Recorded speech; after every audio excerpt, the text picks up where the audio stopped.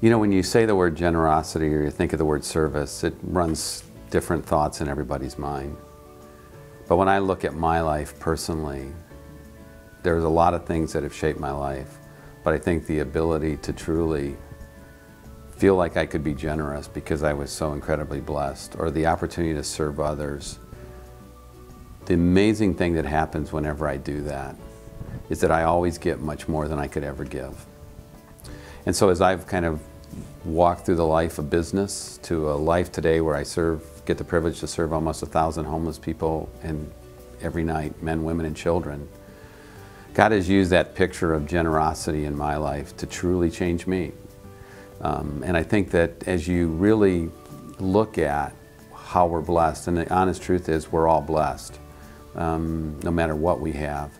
And when you spend every day, as I get to, with people who don't have much today, it has given me a different perspective even on generosity and the importance of it and how people really do make a difference. And so for me personally, generosity has been something that I feel I've just been very blessed by the Lord laying on that really on my wife and my heart a long time ago, and trusting Him, and that you truly, you know, kind of the crochet, you couldn't give, you know, you can't outgive God.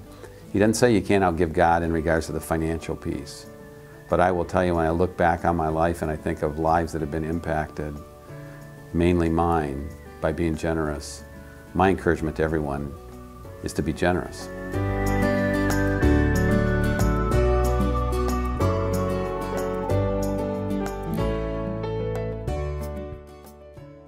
You know, my life's had an interesting path. My mom was a waitress, my dad was a truck driver, I went to school 8 years at night, and I was incredibly blessed in the business world. Led large organizations, got to see people's lives impacted, and got to see my lives impacted, and you know, truthfully, in many ways, financially was blessed way beyond what I would have ever expected from where I came from. And the Lord had laid in my heart, I think all the way, maybe because of the way I grew up, that opportunity to really care for others had always been important to me. And truthfully, that every person was important, and that it didn't matter that how much money you had in your pocket, but it really mattered about who that person was in light of God. And so, you know, kind of when I looked through my life, for my wife and I and our family, I would say that, you know, I was always generous.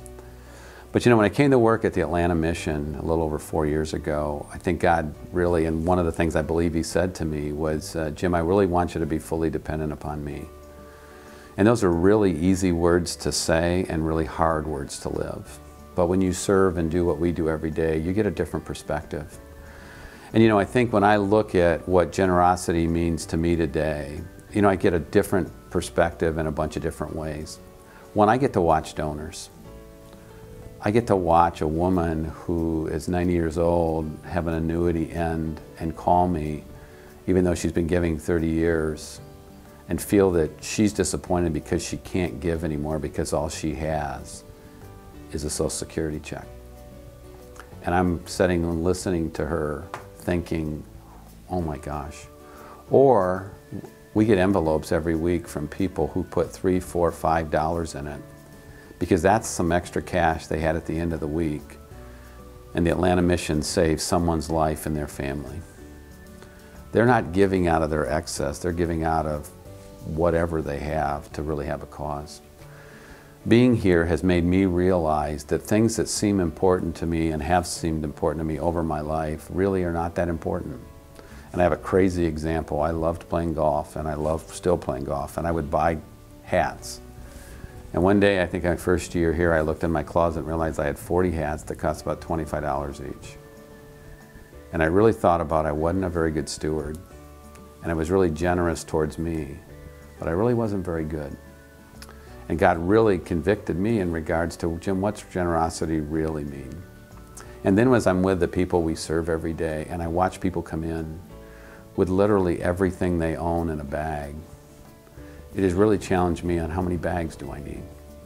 How many bags do I need to put my stuff in? And then a couple weeks ago, I was actually sharing that the truth of the matter, there's nothing I will put in the bag that I will take with me when I die. The only thing that will really matter, truthfully, will be what I've done with relationships and what I've done for others. So, you know, I've been generous. done all those things, quote, quote. But what I would say today for me is generosity has a much bigger picture. It's to encourage those who are generous no matter what they give. It's to encourage those who have little. And in one of the privileges for me is to be the voice for those who have nothing. To share with people, to challenge them, to really care for the poor. You know, in the Proverbs it says that rich people have many friends, and a poor person loses their friend. Poor person loses their friends only because no one will be their friend. And so, you know, generosity and caring for others is a way to be that friend of the poor.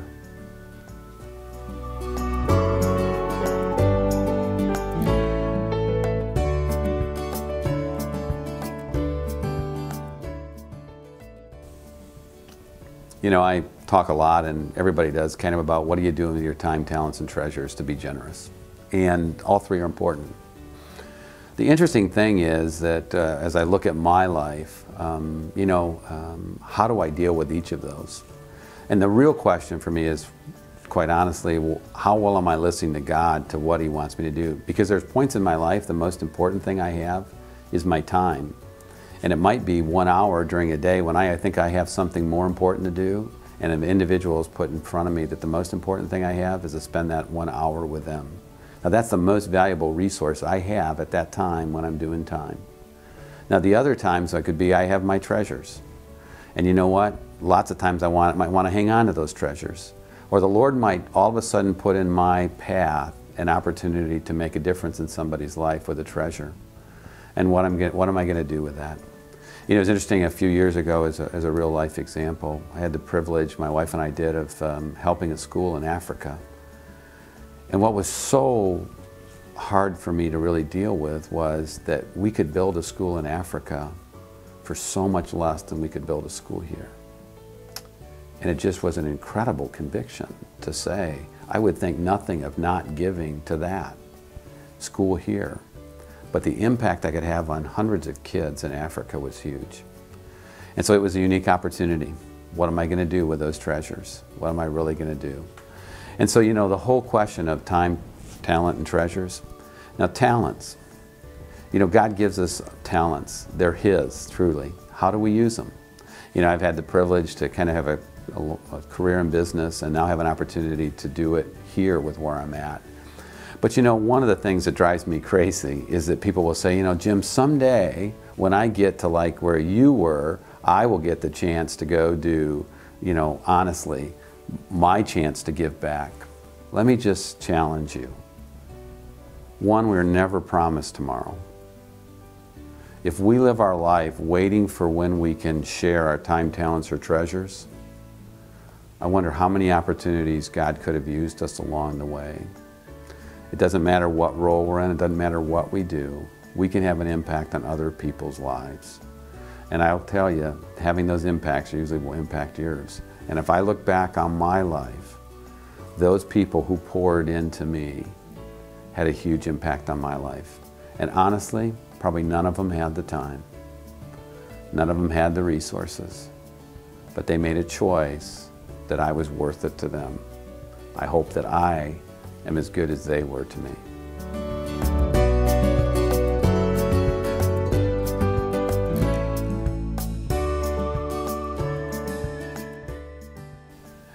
You know, one of the biggest challenges, at least I face as a man, is the incredible ability to compartmentalize my life. And part of the reason you compartmentalize your life is that, honestly, sometimes it helps you be more effective. The challenge we all face, though, when we begin to do that is, truthfully, where is the real life? Is the life, when it becomes compartmentalized, who is the real you? And you know, one of the things that I feel is so critical for all of us is that it doesn't matter the circumstances we're in. You know, I'll give you a great example. One of the things I learned a long time ago with my kids was that, you know, I really was good at planning and everything at work.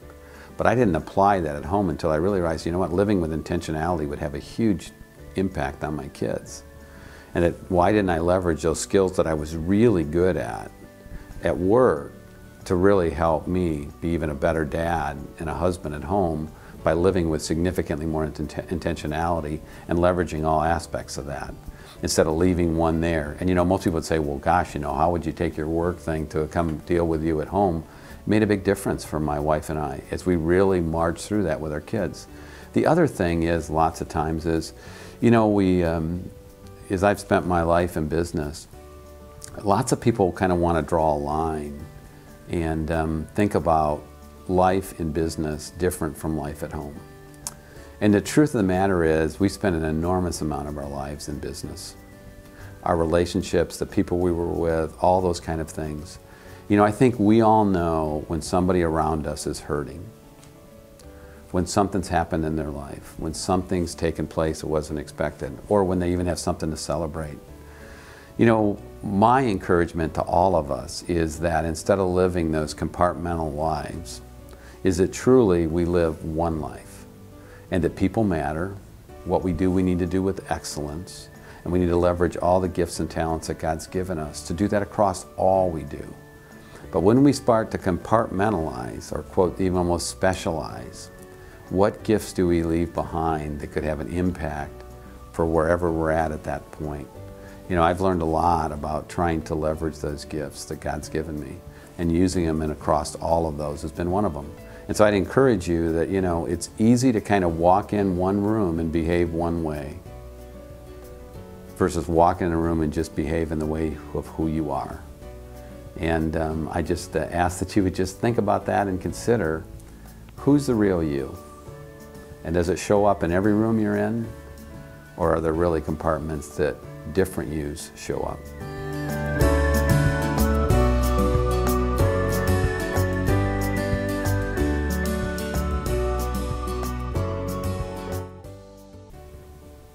You know, the past year has been a big eventful year for my wife and I. We have 2 new grandkids, and my first grandchild was born a year ago, August, and his name's Owen.